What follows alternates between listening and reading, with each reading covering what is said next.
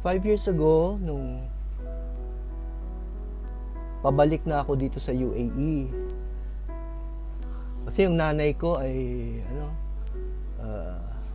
nagda-dialysis na. Minsan isang madaling araw na nadulas siya kasi walang ilaw. Kaya nabali yung kanyang hips. At dahil doon, napagkasunduan namin na paoperahan siya. Pero sabi ng doktor, baka hindi na kayanin. Kasi ilang taon na siya noon. That time, para mga 81 or 82. Pero gusto pa rin po namin.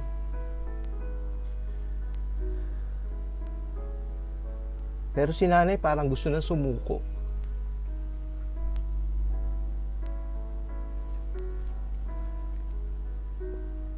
Sabi niya, wag na lang.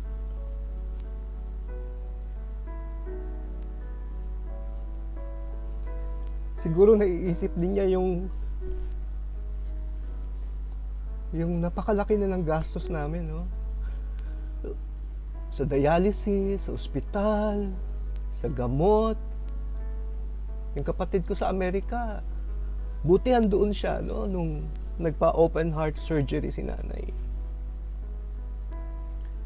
Kasi nga kailangan umuwi kasi sabi ng doktor, magkakaroon na siya ng liver cirrhosis. Sabi niya, mas maganda kung pauwiin na lang sa Philippines. Kaya nandito siya, nung umuwi siya, si Jenny ang nag-alaga sa kanya. Kadalasan sila magkasama eh. Yung pagpapadala sa ospital, sa pagdadialysis, doon si Jenny.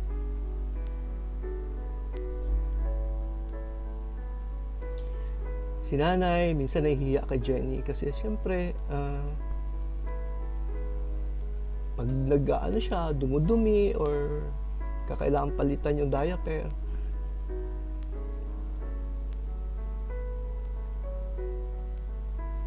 Pero kaya ni Jenny kasi caregiver naman si Jenny, di ba? At nung paalis na po ako, pabalik sa UAE, sabi ko kay nanay, Nay, babalik ako. Naayusin ko lang yung mga visa namin.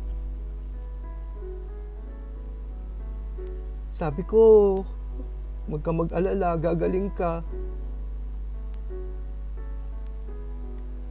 Kasi marami pa tayong pupuntahan. Papasyal pa kita sa Dubai. Pero pagbalik ko po sa Dubai, habang nagda-drive ako, pauwi sa aming bahay, galing ako sa trabaho, sabi nila wala na si nanay.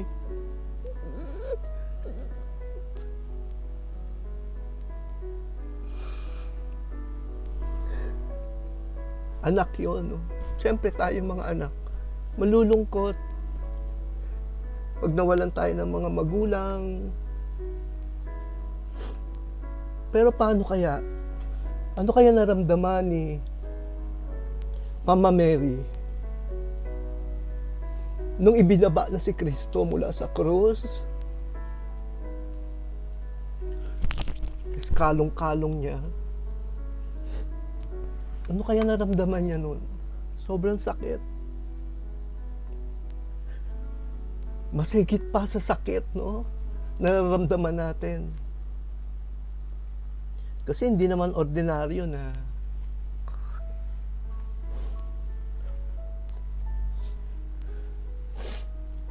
ang magulang ang maglilibing sa kanyang anak. Marami sa atin, di ba? Yung mga anak naglilibing sa magulang. Pero ito, si Kristo. Naalala ko nung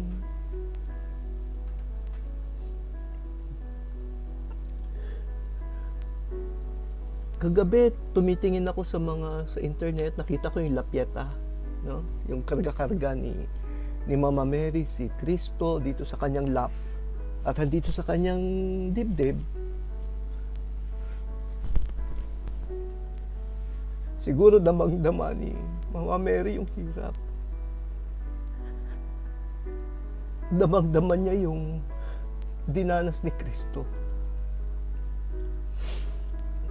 Na kung siya ay ipinako sa krus, siguro yung puso niya siguro na ilang beses ipinapako din. Yung sakit na naramdaman ni Kristo sa kanyang kamay at sa kanyang mga paa, doble-doble ang naranasan niya. Kaya imagine niyo kung gaano kalakas ang loob ng ating pong Inay Maria. Kung gaano siya ka-strong. Kaya nga, di ba, kapag may mga nararamdaman tayo, lumalapit tayo sa ating ina.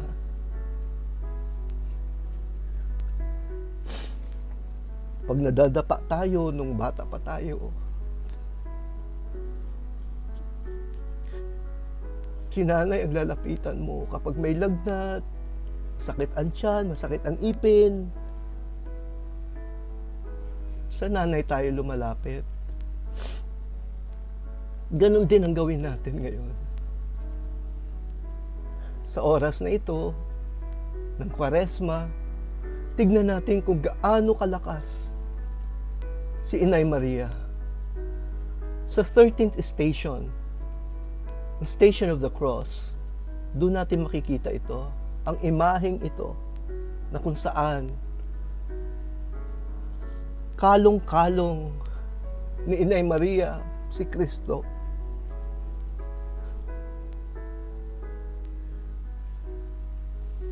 Ganun siya kalakas. So we go to her. We pray. We ask help.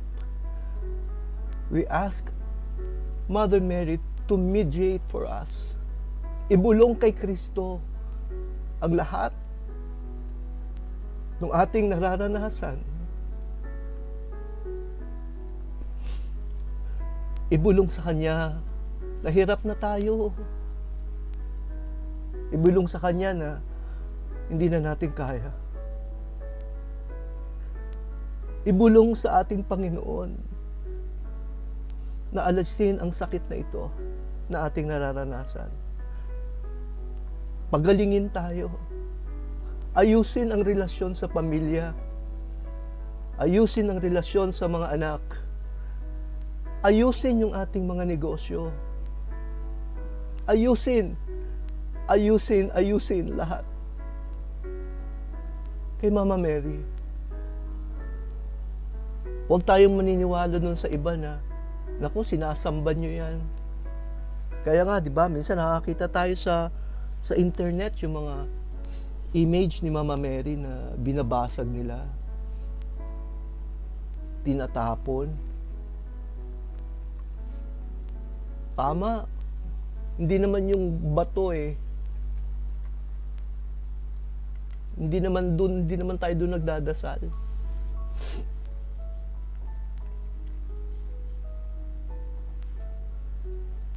Ang mga imahe na yan ay nagpapaalala lamang sa atin kung sino si Maria.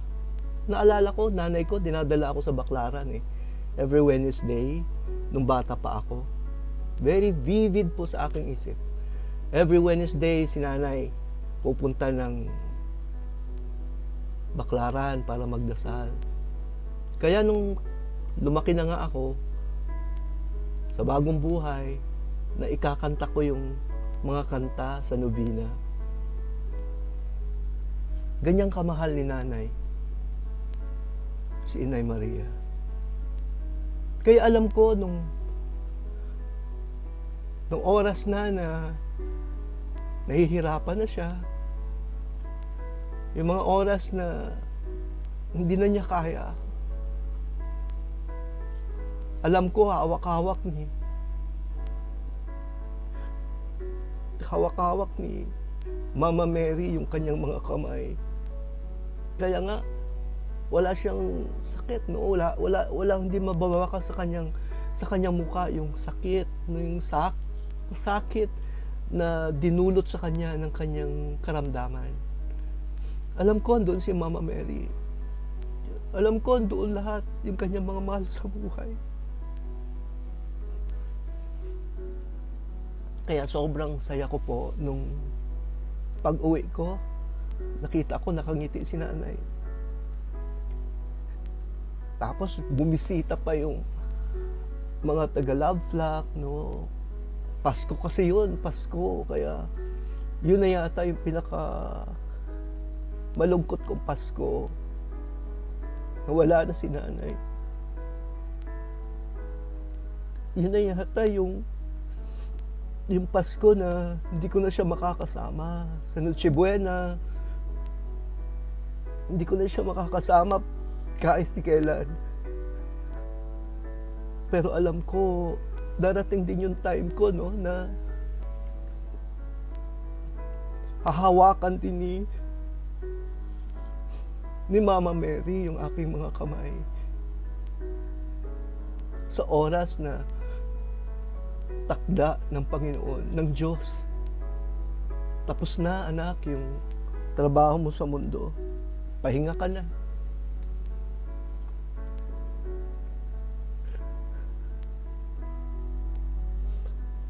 Maraming salamat po, Panginoon.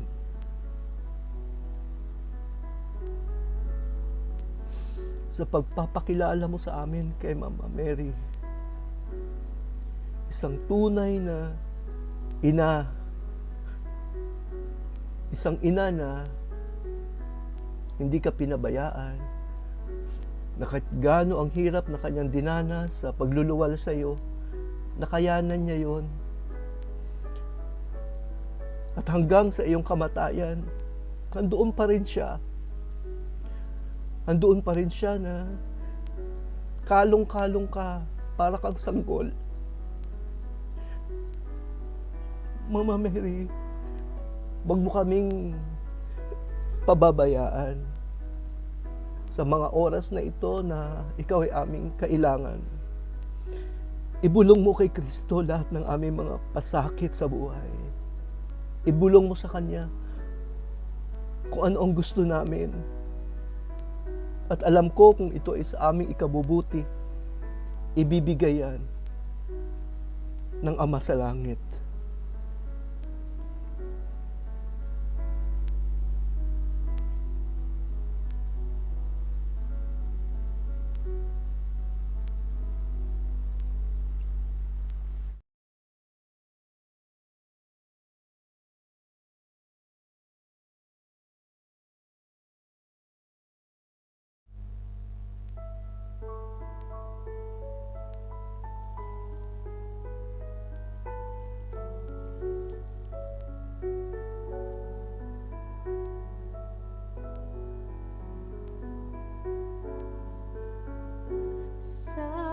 Sa'king paglalakbay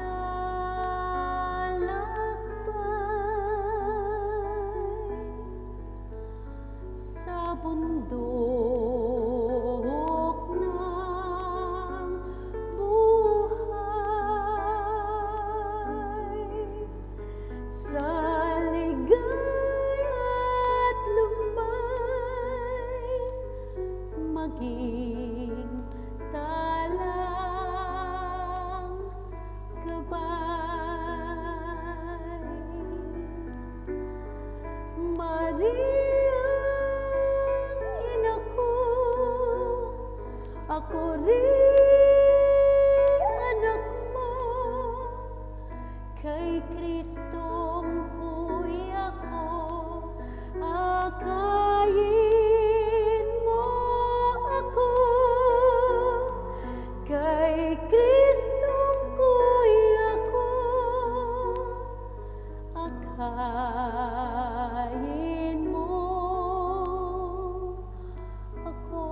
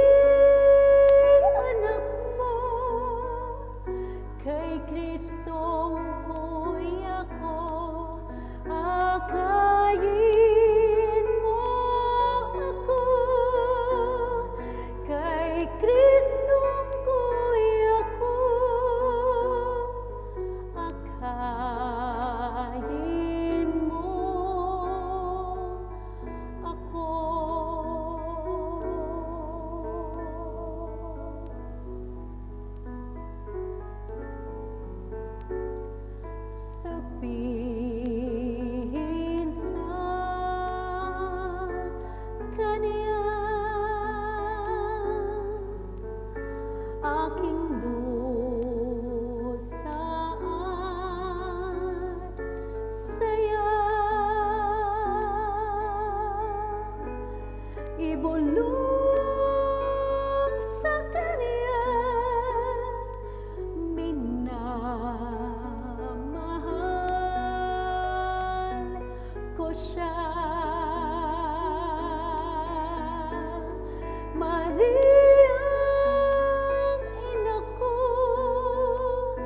ako rin anak mo, kay Kristong ko'y ako, akayin mo ako, kay Kristong ko'y ako, akayin mo ako.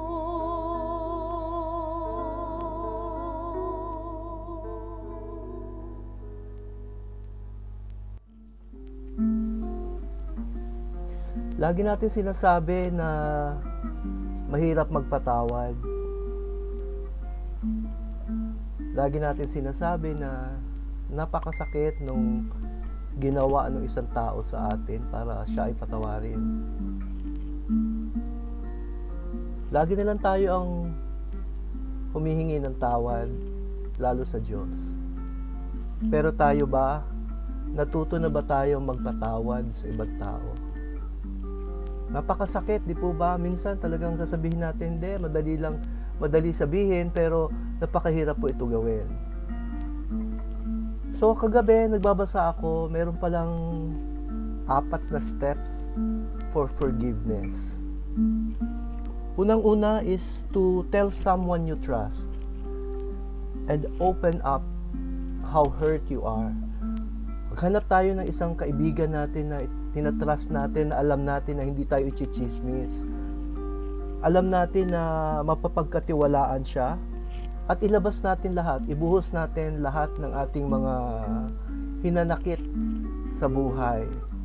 Sa tao, sa mga bagay, sa mga pangyayari. Yun ang first step, no? Kailangan maghanap tayo ng isang tao na pwede natin kausapin at pwede natin siyang pagkatiwalaan tungkol sa ating mga problema. Alam natin na hindi niya tayo i-chismis o hindi niya tayo pagtatawanan at hindi niya tayo i-judge kaagad kung ano man yung hurt na nararanasan natin. At saka we don't have to apologize for the hurt na ating pong nararamdaman.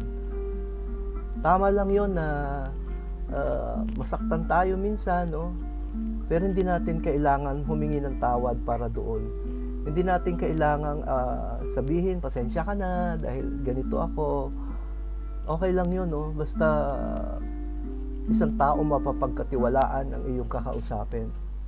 Ang pangalawa is don't withdraw or isolate yourself. Huwag nating salilinin kung ano yung ating nararamdaman, no?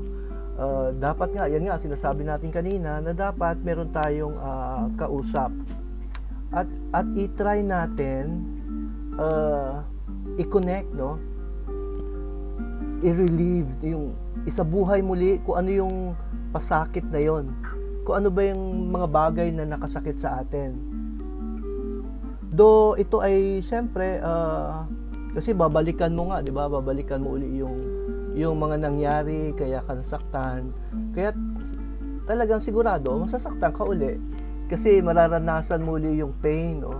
Yung hurt, yung stab, no? Pag tinitira tayo sa ating likuran, yung sabi nga nila, yung mga akala natin kaibigan natin pero hindi pala.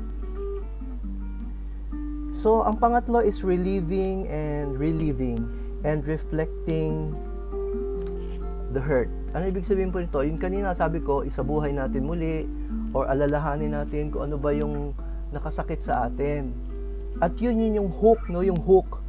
Yun yung nakakasakit sa atin. Yun ang dapat nating hahanapin doon sa experience na yon. At yung experience na yon, yung hook o yung ano ba yung hook? Parang hook. May hook ako dito eh. Ganito. Yan. May hook ako ganito, no? Yan. Ito yung nakakasakit sa atin, di ba? Yung tinamaan ka dito, or dito, no? Or sa mata, sa tenga. Yan, nasaktan tayo. Pero ito ay dapat isabuhay natin muli at hanapin natin yung hook. Hanapin natin ito. Ito ang dapat nating pukpukin, no? Ito yung dapat nating piliting kalimutan para hindi na tayo masasaktan at masasaktan paulit-ulit. At ang pang-apat is working it out, no? Ano matawag nun? Huwag na nating ulit-ulitin. Huwag na nating pag natapos na, no, na-invent mo na lahat ng iyong hinanakit sa buhay, na nailabas mo na sa iyong kaibigan. Tama na yun, no? Patawarin na natin yung kaibigan natin, yung mahal natin sa buhay, na nakagawa ng kasalanan or sakit sa atin. Marami yan, maraming mga kasalanan ginagawa sa atin, no? Marami yung mga mapagpanira, di ba? Sinisira yung ating puri, kasinungalingan yung kinikwento tungkol sa ating buhay na hindi naman nila alam kung ano yung totoo. Basta lang may machismis, siyempre, masarap magchismis eh. Di ba? Minsan yan yung pulutan. Yan yung ginagawa yung pulutan, yung isang tao. Ang kawawa doon, yung tao na ginagawa yung pulutan, na wala naman siya doon sa inyong kwentuhan. Ano pa? Mapagbintang. Marami sa atin mapagbintang, no? Mapangkutya. Ito yung mapangkutya, no? Yung kinukutya natin yung isang tao na minsan nakikita natin nagsisikap, pero lagi natin sinasabi na, nako, hindi yan, wala magagawa yan, ano yan, bobo yan, tanga, di ba, ganon, di ba? Hindi natin alam kung ano yung kanyang dinadanas, pero handoon tayo, ready tayong mangutya, ng manlait, at kung ano-ano pa, nang huhusga tayo ng katauhan ng isang tao. Hinuhusgahan natin kaagad kahit hindi natin alam kung ano yung kwento behind nung story na yon. Ano kaya yung nararanasan ng tao na yon kapag naririnig niya na siya pala yung pinagkikwentuhan? Ano kaya ang nararanasan ng tao na yon na hinuhusgahan natin na hindi naman niya pwedeng i-defend yung kanyang sarili kasi wala naman siya doon? Or kahit handoon na siya at naikikwento na niya kung ano yung totoong nangyari, marami sa atin ang hindi pa rin naniniwala. No? Ginudge na natin yung pagkatao ng isang tao. Marami sa atin yung makasarili. Marami sa atin yung lagi lang nating iniisip yung ating sarili. Wala akong pakialam dyan sa mga tao na kapaligid sa akin. Basta ako, okay ako. Sa opisina, marami sa atin ay mga sip-sip. Naku, yan talagang pinaka-iinis ko kahit nag-aaral pa lang ako. Yung mga sip-sip, no? Classmate na sip-sip, yung mga ka-opisina mo na sip-sip, ganyan. Minsan nga, naranasan ko yan dito, no? Siyempre, bago pa lang ako sa UAE, ayun, meron nang nakikita na medyo mauungusan mo na siya. Ang ginawa, siniraan ka. Pero napatawad ko na yun. Okay na yun sa akin, no? Kasi nirelieve or isinabuhay ko uli yung naranasan kong iyon at pinukpok ko, no? Hindi ko pinukpok yung tao, pinukpok ko yung hook na siyang hanggang ngayong mga panahon na yun ay nagbabind pa rin sa akin doon sa hurt na iyon. So ano pa, makasarili, yan. Mapagkunwari, no? Kunwari. Mapagkunwari kahit hindi naman tayo ganon, kung ano-ano yung mga ano natin para makakuha ka lang ng simpatya, yung makakuha ka lang ng yung palakpak ng tao kahit hindi naman totoo, at nakakaapak ka na, no? Nakakaapak ka ng napakaraming tao para marating mo lang yung lugar na gusto mong mapuntahan or gusto mong maabot. Marami sa atin na hindi mapagmahal, mapagpatawad, no? Hindi tayo marunong maawa kahit kitang-kita na natin na kailangan ng isang tao ng awa, pero nagbubulag-bulagan lamang tayo. Yun ang tao, yun ang human nature. Pero ang Diyos, si Kristo, marami ba siyang hiningi sa atin? Nakita niya lang na ang tao ay makasalanan. Kaya't pinadala niya ang kanyang bugtong na anak upang siyang magdala ng lahat ng ating mga pasanin, ng ating mga kasalanan sa mundo.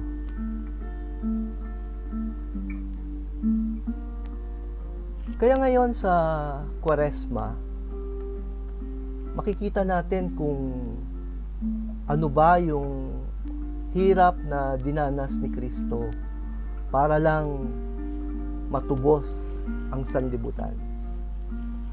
Napakalaki, no? Napakalaki na kung tao lamang ang aasahan, talagang hindi kakayanin. Pero si Kristo, nakaya niya. Ang sabi nga niya nung mga panahon na yon na malapit ng malagot yung yung kanyang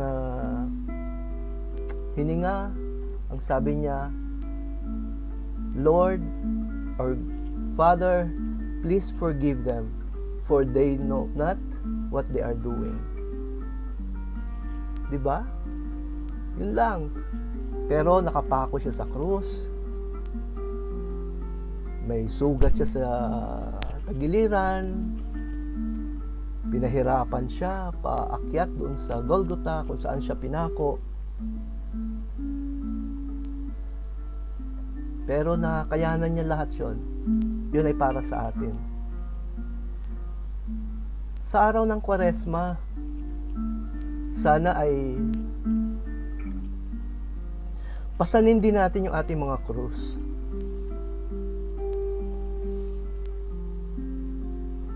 Sana sa mga oras na ito ay marunong tayo magpatawad sa mga taong nakasakit sa atin. Sa mga taong hinayaan tayong umiyak. Hinayaan tayong malugmok. Pinabayaan tayo. Patawarin natin sila. Patawarin natin ang mga tao na nagbintang sa atin, ng husga, naging makasarili, naging mapagkunwari. Humingi tayo ng tawad. Hindi lang unang-una sa ating sarili. Humingi tayo ng tawad sa ating kapwa. At higit sa lahat, humingi tayo ng tawad sa Diyos. Amang banal, sa araw po ng Kwaresma ay isang pagkakataon upang muli ikaw ay aming makadaupalad. Do everyday naman handyan ka sa amin. Handang makinig sa lahat ng aming mga confessions, sa lahat ng aming mga paghingi ng tawad sa iyo. Ama, bigyan mo kami ng lakas ng loob upang mapatawad namin ang mga taong nakasakit sa amin. Ang mga taong hindi kami naintindihan. Yung mga taong higit sa lahat nakalimutan na kami din ay anak ng Diyos. Maraming salamat, Ama, sa pagpapatawad mo sa amin araw-araw. Ang lahat ng ito, Panginoon, ay samot dalangin namin sa iyo sa matamis na pangalan ni Jesus na naghahari kasama ng Espiritu Santo ngayon at magpakailanman. Amen.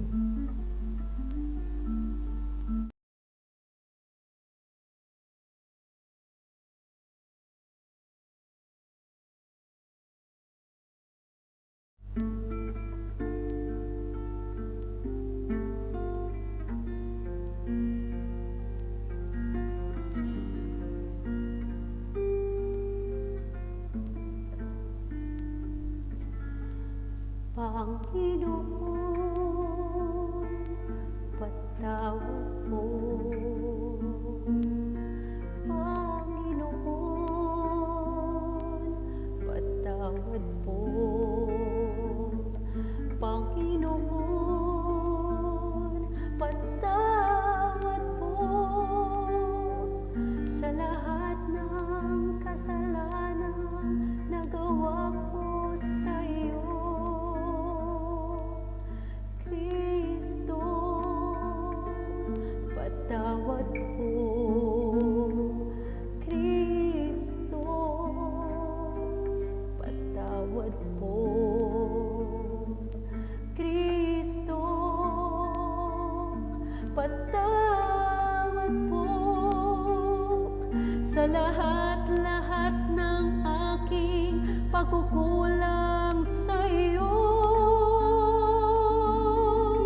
sa gawain kong mapagpanira, sa gawain kong mapagbintang, sa gawain kong mapagkutya,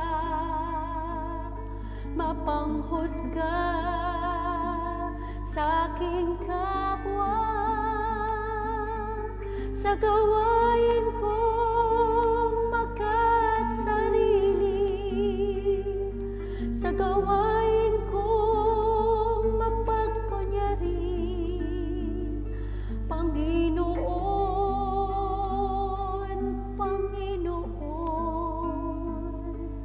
patawad po.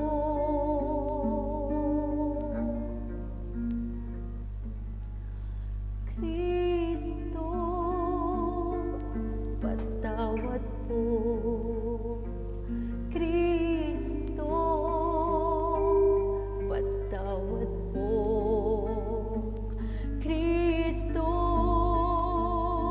patawad po sa lahat-lahat ng aking pagkukulang sa iyo, sa puso kong di marunong magmahal, sa puso kong di marunong magpatawad, sa puso kong wala nang inisip, kundi pansariling kapakanan lamang, sa puso kong di marunong magbigay, sa puso kong di marunong maawa, Panginoon, Panginoon, patawad po.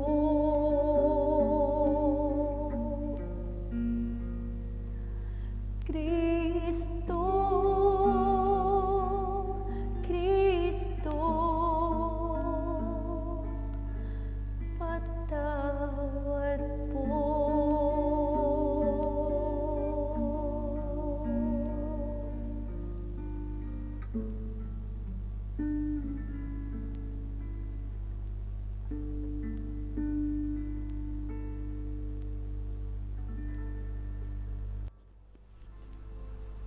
Marami sa atin ang nakapanood ng Passion of Christ, di po ba?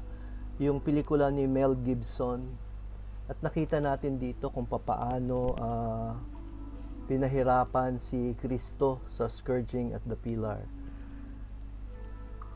Kagabi nasumpungan ko yung isang libro ni Fulton Sheen, no? Ni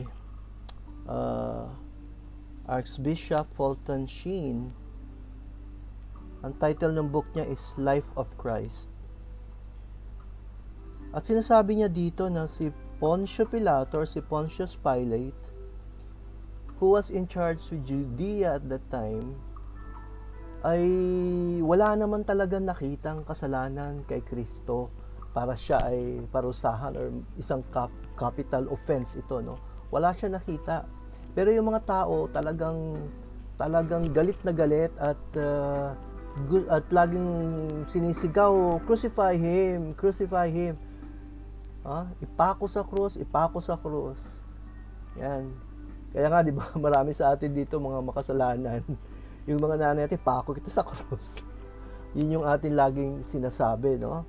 Ipako sa krus, ipako sa krus. Kasi alam natin kung gaano kasakit ang ipako sa krus. Pero si Poncio Pilato, dahil nga wala naman siya nakita kay Kristo na kasalanan, naisip niya isang paraan. Ano yung paraan na yon? Dalhin na lang sa guardhouse si Jesus at scourge, no? Yun yung mga ginagawa dun sa mga tao na piniprepare para ipako sa krus. Sabi, iniisip niya siguro, siguro kung gagawin ko to, maa-appease ko, no? Mababawasan yung galit ng mga tao kay Kristo. Pero nag-backfire iyon. Dahil habang pinapalo si Kristo, sumobrang, nakita niyo naman sa Passion of Christ, di ba? Kung paano siya pinapalo siya ng mga bakal na may mga tinik-tinik, no? Naalala ko yung tinik. Yung tinik kasi, dahil ako po ay sa YouTube, no? Creator ako ng mga content sa YouTube. So minsan nagpunta kami sa isang sa Al-Qudra Lakes sa Dubai, no? Ito ay isang parang disyerto pero ginawa nila ito parang tourist attraction. Ginawa nila ito ng mga artificial lakes, no? Nilagyan nila ito ng swan. Makikita niyo yan sa mga contents ko sa YouTube. At dito, habang ako ay naglalakad napadaan ako, no? Syempre, yung camera ko nakaganyan. Habang sinushoot ko yung lake, natinik ako, sobrang sakit talaga. Sobrang sakit nung puno na ito, na punong-puno po siya ng tinik. At naalala ko kaagad ang ginawang koronang tinik ni Kristo. Kung gaano kasakit yun, no? Isang tinik lang yun, ha? Umano dito sa ko, sugat ako, no? At ang sakit-sakit. At doon nga sa scourging at the pillar, talagang kagabi namugto yung mata ko. Bakit? Kasi kitang-kita, no, napaka-graphic po ng description kung paano siya paano siya pinapalo, no? Anong ginawa ng mga gwardya ay tinanggal yung kanyang saplot, no? Inalis yung kanyang damit at siya ay tinali dito sa dito sa ilalim ng armpit, sa knee, doon sa pillar at pinalo siya ng pinalo ng leather, no? At halinhinan yung mga gwardya sa pagpapalo sa kanya. Dito nakita ko kung paano ang sakit na inabot po ni Kristo. Na habang siya ay pinapalo, ay sumasama yung laman at dugo doon sa scourging at the pillar. Ang anak ko nga, bata pa noon, napanood niya ito, iyak na iyak. Kasi hindi niya akalaing gano'n ang ginawa kay Kristo. Yan, si Isa, natatandaan ko si Isa umiyak Umiyak talaga siya nung pinapanood niya yung Passion of Christ. At kagabi din, gano'n ang aking naranasan, no? Kung tayo si Kristo, kakayanin ba natin yun? Yung every hagupit sa Kanya ay parang nagbubugtong hininga lamang siya. Ganong kasakit na halos himatayin na siya, halos mawala na siya ng ulirat, ng malay. At handoon si Mama Mary, no? Imagine niyo, yung anak niyo, ginugulpe, ano mararamdaman ninyo? Si Mama Mary, sigurado ako hinimatay sa sobrang sakit na nakita niya sa ginagawa sa kanyang anak. Hinimatay yun at umiiyak dahil talagang nagliliparan yung dugo, no? Pati laman. Nakita niyo naman ang istorya nung kanyang yung ginawa sa kanya doon sa scourging at the pillar. Tapos pagkatapos nun, pinapasa na sa kanya yung cross. No? After nun, pinatalikod pa siya. Una nakaharap, tapos pinatalikod pa at pinalo-palo ulit. Sobrang sakit ang dinanas po ni Kristo para sa atin. At pagkatapos nun, may isang tao, hindi ko na ma-remember yung kanyang name, no? Pero kinuha siya doon. Nung pagbagsak, kinuha siya. Nilagay siya sa isang upuan. At doon nagbugtong hininga uli ang ating pong Panginoon. Ang sabi ni Poncio Pilato, malamang kapag ginawa sa kanya ito, malamang maibsan yung kanilang inis, di ba? Yung kanilang galit kay Kristo. Pero hindi, mas lalong nanggalit yung mga tao at sinabi lalo na patayin na yan, i-crucify na yan. Kaya yon ang dinanas ni Kristo. Nakita nyo naman kung papaano. Di po ba? Dala-dala niya yung krus na pagkabigat-bigat. Ikaw pa yung may sugat. Ikaw pa yung dinura-duraan. Inapak-apakan. Kung tayo yun, hindi ko alam kung paano natin ito kakayanin. Pero nakayanan ni Kristo, yan ay para sa atin. At pag-akyat niya doon sa Golgotha, kung saan siya ay ipinako, at nang siya ay nalagutan ng hininga, ang sabi niya, it is done. Tapos na ang kanyang role, no, na binigay ng Ama sa Langit para sa kanya. It is done. Tapos na. Kaya sa Kwaresma, sa mga araw pong ito, mangilin tayo, no, at ating alalahanin kung papaano dinanas ni Kristo ang lahat-lahat para lang sa atin.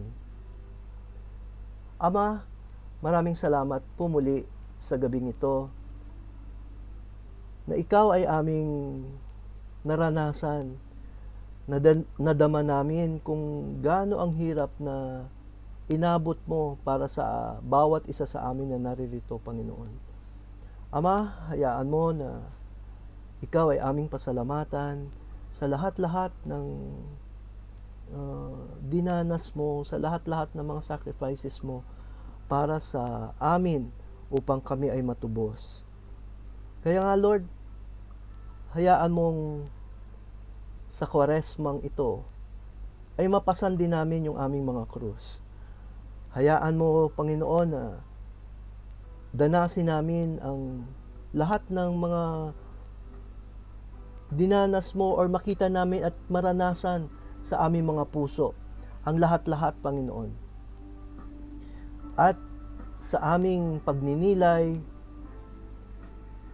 darating din yung Easter Sunday kung saan ikaw ay muling mabubuhay after ng iyong kamatayan, ay iikot yung bato na yon mula dun sa kuweba kung saan ikaw ay inilagay, at pagpunta nila doon ay hindi ka na nila nakita sapagkat ikaw, Panginoon, ay muling nabuhay. Ama, panalangin po namin, Lord, na sa dilim na ito na aming dinadanas, sa hirap na aming dinadanas sa aming buhay, sa kadiliman, sa kamatayan na ito, ay muli namin makikita ang pagkabuhay namin. Ang lahat ng ito, Panginoon, ay samot dalangin namin sa iyo sa matamis na pangalan ni Jesus na naghahari kasama ng Espiritu Santo, ngayon at magpakailanman. Amen.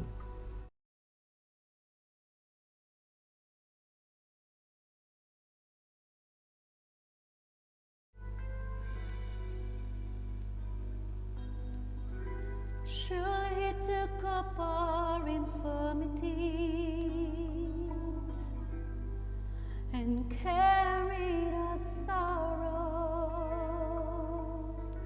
Yet we considered him stricken by God, smitten by him and afflicted. But he was pierced for our transgressions, he was crushed for our iniquities. The punishment that brought us peace, the punishment that brought us peace was upon him. And by his wounds we are healed. By